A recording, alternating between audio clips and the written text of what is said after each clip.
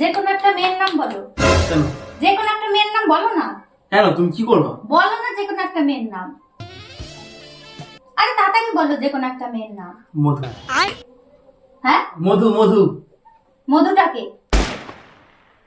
হ্যাঁ? মধুটাকে। মধু আবার কি হবে? আমি মধুটাকে। আরে আমার ইচ্ছা হলো আমি মধুটাকে।